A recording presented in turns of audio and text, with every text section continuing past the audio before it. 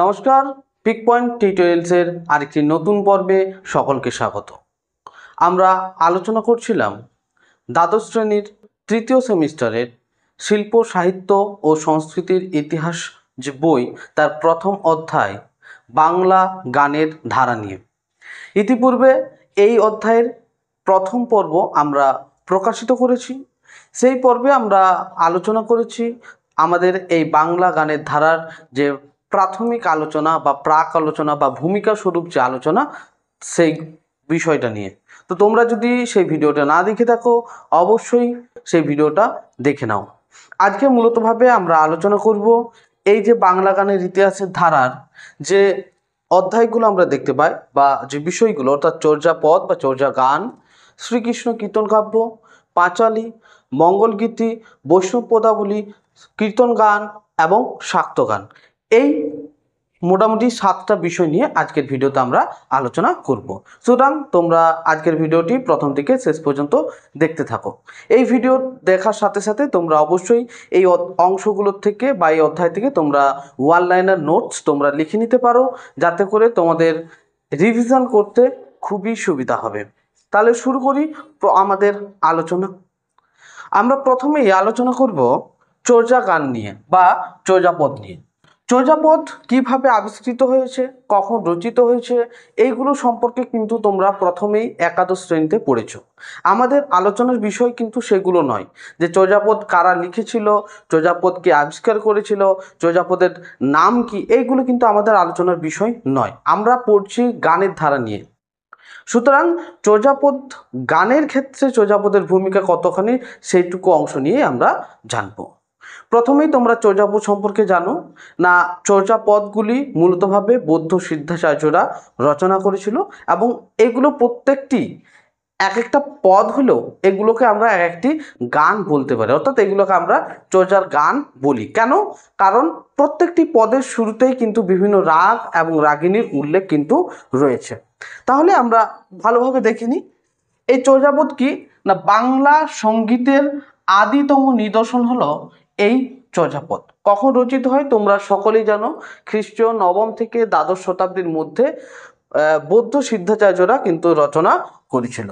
চর্যাপদের মোট পদ সংখ্যা তোমরা জানো 51টি। তো ওই পদগুলোকে আমরা গান বলছি, সুতরাং মোট গানের সংখ্যা হলো 51টি। পদকর্তার যদি সংখ্যা বলা হয় তাহলে তোমরা ক্লাস 11-এ পড়েছ মোট 24 জন পদকর্তা ছিলেন। এই 24 জন হলেন বৌদ্ধ সিদ্ধাচার্য, যারা কিন্তু এই চর্যাপদের গানগুলি রচনা করেন বা চর্যার গানগুলি রচনা করেন। কিন্তু তোমাদের বই যদি লক্ষ্য করো তাহলে দেখতে পাবে যে 23 জন পদকর্তার নাম কিন্তু লেখা রয়েছে। তো তোমরা ক্লাস 11-এর বইটাও একবার দেখবে, ক্লাস 12-এর বইটাও দেখবে, কিন্তু উত্তর হবে 24টা। যদিও একজনের একটু কন্ট্রোভার্সি রয়েছে যে তিনি আদৌ আলাদা ব্যক্তি কিনা, তো সেই নিয়ে না গিয়ে তোমাদের বইয়ে 24 জন ভালো করে মনে রাখবে, 24 জন পদকর্তা ছিলেন। আর কি মূলতভাবে আমরা যদি চর্যাপদে দেখি না, চর্যাপদ বা চর্যার গানগুলোতে 6টি অঙ্গের কথা বলা হয়েছে। কি কি অঙ্গ? স্বর, বিরুদ্ধ, পদ, তানক, পাঠ এবং তাল, অর্থাৎ চর্যার 6টি অঙ্গ বা স্বর অঙ্গ। আর কি যেসব রাগ রাগিনীর কথা উল্লেখ আছে সেগুলি হলো পটমঞ্জরি, গবড়া বা গৌড়া, অরু, গুর্জরি, বঙ্গাল, ভৈরবী ইত্যাদি আমাদের রাগের কথা উল্লেখ আছে। এখন এই জায়গা থেকে মূলতভাবে মনে রাখবে রামেক্রি বলে একটা রাগ আছে, রামক্রি। রামক্রি গীত গোবিন্দে, রামকিরি সেটা শ্রীকৃষ্ণ কীর্তন কাব্যে, এবং রামগিরি এবং বর্তমানে রামকেলি নামে পরিচিত। অর্থাৎ রামকেলি বা রামেক্রি বলে একটা যে রাগ রয়েছে সেই রাগটা বিভিন্ন নামে কিন্তু পরিচিত। আবার এই চর্যার বিভিন্ন রাগ রয়েছে যেগুলো কিন্তু বর্তমান সময়ে সেগুলো হারিয়ে গেছে, সেগুলোর অস্তিত্ব আর খুঁজে পাওয়া যায় না। যেমন দেবক্রি, গৌড়া, মানসী, শবরী, বঙ্গাল, অরু, কান্নগুঞ্জরী প্রভৃতি যে রাগ, সেই রাগগুলো বর্তমান সময়ে বিলুপ্ত হয়ে গেছে। আরেকটা বিষয় যে এই চর্যাপদ বা চর্যার গানগুলোর ক্ষেত্রে যে বাদ্যযন্ত্রের ব্যবহার হতো, সে বাদ্যযন্ত্রগুলো কি কি? পটহ বা ঢোল, মাদল, করন্ত, ডমরু, বীণা, একতারা ইত্যাদি। অর্থাৎ মূলতভাবে এই ছিল আমাদের চর্যাপদ সম্পর্কে সংক্ষিপ্ত ধারণা। যদি এখান থেকে প্রশ্ন পড়ে তাহলে প্রশ্ন কি কি হতে পারে? প্রথম প্রশ্ন হতে পারে যে চর্যার কটি অঙ্গ, চর্যার গানের সংখ্যা কতগুলি। তোমরা অবশ্যই এগুলো খাতায় লিখে রাখবে যে চর্যার কটি অঙ্গ, 6টি অঙ্গ। চর্যায় মোট গানের সংখ্যা কতগুলি? 51টি। চর্যায় কোন কোন রাগ রাগিনীর কথা উল্লেখ পাওয়া যায়? তো এইগুলো কিন্তু তোমরা লিখে নিতে পারো। আমরা এখানে বোর্ডেও লিখে দিয়েছি, বা তোমাদের বই পড়লেও তোমরা যদি ভালোভাবে রিড করো তাহলে কিন্তু এই তথ্যগুলো তোমরা পেয়ে যাবে। এবার আমরা আলোচনা করব শ্রীকৃষ্ণ কীর্তন কাব্য নিয়ে, অর্থাৎ শ্রীকৃষ্ণ কীর্তন যে গান, সেই কৃষ্ণ কীর্তন গান নিয়ে আলোচনা করব। তাহলে আমরা আলোচনা করলাম চর্যাপদ নিয়ে, এবার আলোচনা করব শ্রীকৃষ্ণ কীর্তন কাব্য নিয়ে। শ্রীকৃষ্ণ কীর্তন কাব্য নিয়ে কিন্তু তোমরা ক্লাস একাদশে পড়েছো। তো তোমরা জানো শ্রীকৃষ্ণ কীর্তন কাব্য হলো আদি মধ্যযুগের একমাত্র প্রামাণ্য সাহিত্যিক নিদর্শন, অর্থাৎ আদি মধ্যযুগের প্রামাণ্য সাহিত্যিক নিদর্শন হলো আমাদের এই শ্রীকৃষ্ণ কীর্তন কাব্য। এই কাব্যটা কি ধরনের? এই কাব্যটা মূলত নাট গীতি। এই কাব্যটা মূলত নাট গীতি, অর্থাৎ অভিনয় এবং গাওয়া, অর্থাৎ অভিনয়ের সাথে সাথে গিয়ে শোনানোর মতো সাহিত্য বা গান হলো এই শ্রীকৃষ্ণ কীর্তন কাব্য। আমরা প্রত্যেকটি পদেই আমরা জানি না শ্রীকৃষ্ণ কীর্তন কাব্যের মোট 13টি খণ্ড রয়েছে। তো প্রত্যেকটা খণ্ডের মধ্যে যে পদগুলো রয়েছে সে প্রত্যেকটা পদেই আমরা কিন্তু অভিনয় এবং রাগ ও তালের উল্লেখ পাই, এবং প্রত্যেকটা পদেই কিন্তু অভিনয় করে গাওয়া হতো। তবে এর একটা ব্যতিক্রম রয়েছে, সেটা হলো রাধা বিরহ। রাধা বিরহ কিন্তু অভিনয় নয়, এটা শুধুমাত্র গাওয়া হতো। তাহলে এই হলো আমাদের তথ্য। আর কি, আমাদের শ্রীকৃষ্ণ কীর্তন কাব্যের 3টে প্রধান চরিত্র, একটা হলো রাধা, কৃষ্ণ এবং বড়াই, অর্থাৎ এই 3টি প্রধান চরিত্রের উক্তি প্রত্যুক্তিমূলক অর্থাৎ সংলাপমূলক এটা কিন্তু নাট গীতি। মাথায় রইবে, ভালো করে মনে রাখো। আমরা যদি মোট গানের কথা বলি তাহলে শ্রীকৃষ্ণ কীর্তন কাব্যে মোট 418টি গান রয়েছে, এবং মোট রাগ রাগিনীর সংখ্যা হলো 32টি। এবং উল্লেখযোগ্য রাগ রাগিনীর কথা যদি আমরা বলি তাহলে আহের, কোকু, কহু, কেদার, কড়া, বসন্ত, বিভাস, ভাটিয়ালি, ভৈরবী, মল্লার ইত্যাদি কিন্তু আমরা রাগ রাগিনীর কথা জানতে পারি। তাহলে ভালো করে আরেকবার বিষয়টা দেখে নাও, যাতে করে তোমাদের মস্তিষ্কে, তোমাদের মাথায় খুব ভালোভাবে তথ্যগুলো গেঁথে যায়। এবার আমরা আলোচনা করব পাঁচালী নিয়ে। তাহলে আমাদের 3 নম্বর আলোচনা হলো পাঁচালী। পাঁচালী কি না, মূলতভাবে লোকগানের একটা বিশিষ্ট সুরই হলো পাঁচালী, অর্থাৎ লোকগানেরই একটা বিশিষ্ট সুর হলো পাঁচালী। মূলতভাবে আমরা যদি দেখি তাহলে রামায়ণ, মহাভারত এবং ভাগবত এইগুলো থেকে অনুদিত যে আখ্যায়িত কাব্যগুলো, সেই কাব্যগুলো এই পাঁচালী সুরে কিন্তু গাওয়া হতো।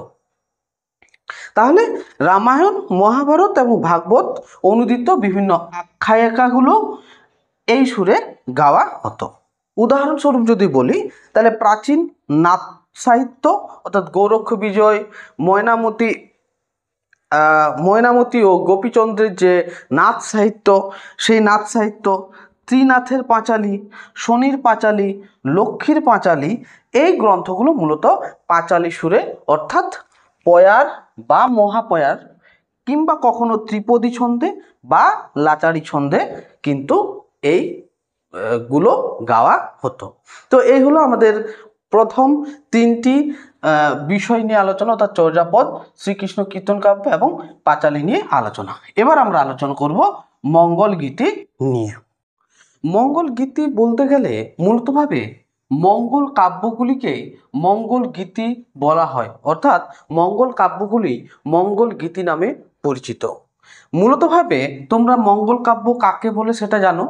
দেবদেবীর মাহাত্ম্য সূচক এবং শ্রোতার মঙ্গল বিধায়ক যে পদগুলি মূলতভাবে মধ্যযুগে রচিত হয়েছিল, সেই পদগুলি বা গানগুলি লাচারি ছন্দে, ছন্দ কি ছন্দ? লাচারি ছন্দে গাওয়া হতো এবং এগুলোকেই বলা হতো মঙ্গল গীতি। এখন এর নাম মঙ্গল গীতি কেন? মূলতভাবে এইগুলো মঙ্গলবার থেকে মঙ্গলবার মোট 8 দিন অহরহ অর্থাৎ অহরহ এইগুলো গাওয়া হতো, যার কারণে এই গানগুলোর নাম হয়েছে মঙ্গল গীতি বা মঙ্গল কাব্য। এখন আর যদি ব্যাপারটা বলি, তাহলে এই মঙ্গল কাব্য 16টি পালায় বিভক্ত ছিল এবং আমরা জানি বিভিন্ন ধরনের মঙ্গল কাব্য রয়েছে। তার মধ্যে আমাদের গানের ধারায় বিশেষ উল্লেখযোগ্য মনসা মঙ্গল বা মনসা গীতি। আমরা মনসা পুজোর সময়ে মূলতভাবে আমাদের যে ঝাড়খণ্ডে অর্থাৎ পুরুলিয়া, বাঁকুড়া, বীরভূম এইসব জায়গায় এই মনসা পুজো খুবই প্রচলিত রয়েছে এবং তার সাথে সাথে জাত মঙ্গল ইত্যাদি গান কিন্তু হয়। তো এই মনসা মঙ্গলের মোট 16টি পালায় বিভক্ত এবং এই মনসা মঙ্গল বা মনসা গীতিগুলো বিভিন্ন জায়গায় বিভিন্ন নামে পরিচিত। যেমন রাঢ়বঙ্গে কে ঝাপান বলা হয়, দক্ষিণবঙ্গে ভাসান, পূর্ববঙ্গে রয়ানি এবং উত্তরবঙ্গে সাইটোল ভিশহরি গান বা ডগজিয়ানি বা মোরাজিয়ানি পালা বলে অভিহিত করা হয় বা ডাকা হয়। মূলতভাবে আমাদের গানের ধারাতে বা বাংলা গানের ধারাতে মনসা মঙ্গল বা আমাদের মঙ্গল গানের ক্ষেত্রে এইটুকু তথ্য জানা প্রয়োজন এবং এইটুকু জানলেই যথেষ্ট হবে। এরপর আমরা জানবো বৈষ্ণব পদাবলী সম্পর্কে, অর্থাৎ এরপর আমাদের আলোচনা বৈষ্ণব পদাবলী। বৈষ্ণব পদাবলী আসলে কি না, বৈষ্ণব পদাবলী একটা অনেক বড় ধারা। এই পদাবলীর অনেক কবি সম্পর্কে পড়েছ।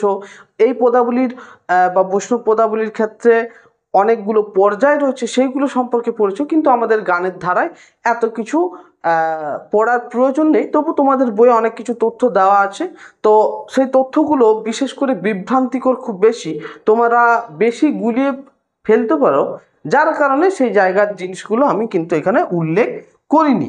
শুধুমাত্র পদাবলী সাহিত্য কি সেইটুকু তথ্য এখানে দেওয়া রয়েছে। মূলতভাবে আমরা জানি না সেন বংশের লক্ষণ সেনের যে সভাকবি ছিলেন, বীরভূমের জয়দেব গোস্বামী তার লেখা সংস্কৃত কাব্য গীত গোবিন্দম কাব্যকে অনুপ্রেরণায় বা তার কাব্যের গীত গোবিন্দম কাব্যের অনুপ্রেরণায় মূলত বৈষ্ণব পদাবলী বিভিন্ন পদ এবং ইত্যাদি রচনা করা হয়। এবং এই বৈষ্ণব পদাবলীর ক্ষেত্রে মূলতভাবে মুখ্য হলেন রাধা এবং কৃষ্ণ।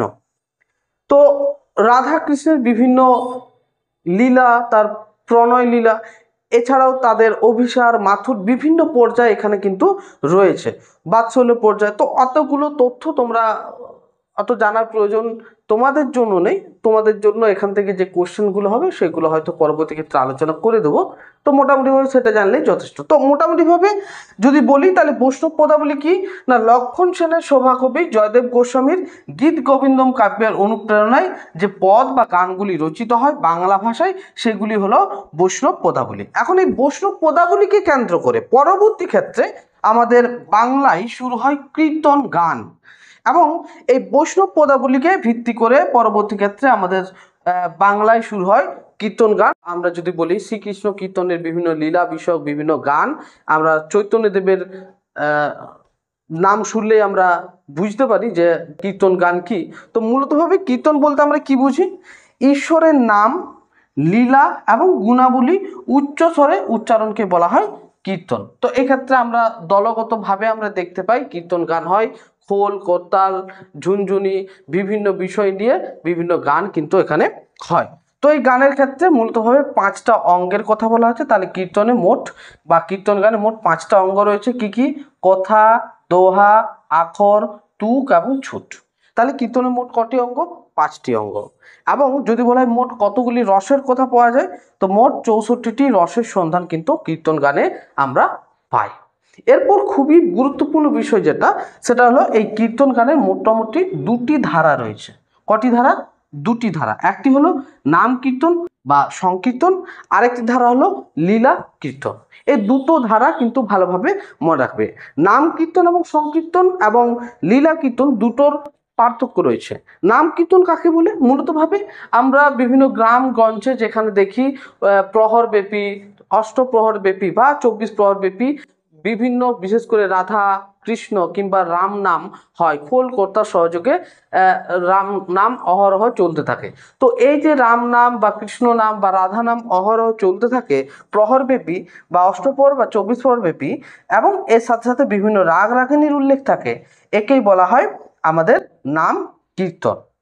এখন এই নাম কীর্তনে মূলতভাবে সচরাচর রাধা কৃষ্ণ বা রাম এই তিনটি নামের উচ্চারণ করা হয়ে থাকে। এখন আমরা যদি লীলা কীর্তনের ব্যাপারটা বলি বা লীলা কীর্তন সম্পর্কে আলোচনা করি, তাহলে লীলা কীর্তন মূলতভাবে হলো শ্রীকৃষ্ণের বিভিন্ন লীলা, অর্থাৎ বাল্যলীলা, গোষ্ঠলীলা, মাথুর, মান, এই সমস্ত যে পর্যায়গুলো আছে সেই পর্যায়গুলোকে অবলম্বন করে কীর্তন গাওয়া হয় এবং এই কীর্তন গানকেই বলা হয় লীলাকীর্তন। তো এখানে মুখ্য বিষয় কিন্তু ঈশ্বরের নাম গান নয়, এখানে বিভিন্ন অর্থাৎ বিশেষ করে শ্রীকৃষ্ণের বিভিন্ন লীলা অবলম্বনে গান রচিত হয়, সেই গানগুলোকে বলা হচ্ছে লীলা কীর্তন। এই লীলা কীর্তন গাওয়া হয় দলবদ্ধভাবে। আমরা জানি একজন থাকেন মূল গায়ন এবং বাকিরা দোহার অর্থাৎ তার সঙ্গ দেয় বিভিন্ন ক্ষেত্রে। পদের অন্তর্গত জটিল ভাবকে সহজ সরলভাবে বুঝিয়ে দেওয়া হয় অতিরিক্ত অলঙ্কার বা আখর যোগ করে। তো এই ছিল আমাদের লীলা কীর্তন। এখন এখানে খুবই গুরুত্বপূর্ণ একটা বিষয় রয়েছে যেটা তোমাদের পরীক্ষায় আসতেই পারে, সেটা হলো প্রত্যেকটা লীলা কীর্তনের যে পালাগান হয় সেই পালাগান শুরু করার আগে সেই রস এবং সেই পর্যায় অনুযায়ী একটি গৌরপদ গাওয়া হয়। এই গৌরপদটাকে বলা হয় গৌরচন্দ্রিকা। মনে রাখবে, এটা কিন্তু খুবই গুরুত্বপূর্ণ, স্টার মার্ক করে রাখবে। গৌরচন্দ্রিকা কি, কোশ্চেনও দিয়ে দিতে পারে গৌরচন্দ্রিকা কি। মূলতভাবে পালাগান শুরু করার আগে সেই পালাগানের রস এবং রাগ উল্লেখ করে বা পর্যায় উল্লেখ করে গৌরপদ, যে গৌরপদ গাওয়া হয় তাকে বলা হয় মূলতভাবে লীলা কীর্তন। এখন এখানে আরেকটা বিষয় মনে রাখার জন্য মনে রাখতেই পারো যে কয়েকজন এরকম কীর্তনিয়ার নাম। তো কয়েকজন কীর্তনিয়া হলেন বিভিন্ন সময়ের উল্লেখযোগ্য যেসব কীর্তনিয়াগুলি উল্লেখযোগ্য হলেন নন্দকিশোর দাস, রাধারমন কর্মকার, গোপাল দাস বাবাজি, রাধারানী দাসী প্রমুখ ব্যক্তিরা রয়েছিলেন। তো এই ছিল আমাদের মূলতভাবে কীর্তন গান। এরপর আজকের ভিডিওর লাস্ট আলোচনা শাক্ত গান। শাক্ত গান বা শাক্ত পদাবলী নিয়ে আলোচনা যাওয়ার আগে এর একটু প্রেক্ষাপট জেনে নেওয়া প্রয়োজন। মূলতভাবে অষ্টাদশ শতাব্দীর সময়ে বা শুরুর দিকে ভারত তথা বাংলার বা বাংলাদেশের মধ্যে অপশাসন শুরু হয়। বিভিন্ন নবাবদের অপশাসন, স্থানীয় ভূস্বামীদের অত্যাচার, মাত্রাহীন শোষণ ইত্যাদির কারণে মূলতভাবে বাঙালির জীবন দুর্বিষহ হয়ে উঠেছিল। বাঙালিরা নিজেদের অস্তিত্ব টিকিয়ে রাখার জন্য, বাঙালিরা নিজেদের অত্যাচার থেকে বা বাঙালিরা এই অত্যাচার থেকে নিজেকে বাঁচানোর জন্য শুরু করেন পুরনো ঐতিহ্যের মাতৃ আরাধনা। আর এই মাতৃ আরাধনার অন্যতম ফসলই হলো শাক্ত গান বা শাক্ত পদাবলী। এখন এই শাক্ত গানের প্রথম এবং প্রধান কবির যদি কথা বলি, তিনি হলেন রামপ্রসাদ সেন। তিনি কবিরঞ্জন উপাধি নিয়েছিলেন এবং তিনি যে সুরে শাক্ত গানগুলো গাইতেন সে গানগুলোকে বলা হয় রামপ্রসাদী সুর। তার লেখা বিভিন্ন কাব্যগুলোর মধ্যে উল্লেখযোগ্য হলো বিদ্যাসুন্দর, কালিকামঙ্গল, কালীকীর্তন, কৃষ্ণকীর্তন ইত্যাদি। এবং এই শাক্ত গানের ধারার আরেকজন বিশিষ্ট কবি হলেন কমলাকান্ত ভট্টাচার্য। ব্যাস এইটুকু তথ্যই তোমাদের বইয়ে দেওয়া আছে, এইটুকু তথ্যই তোমাদের জানলে যথেষ্ট।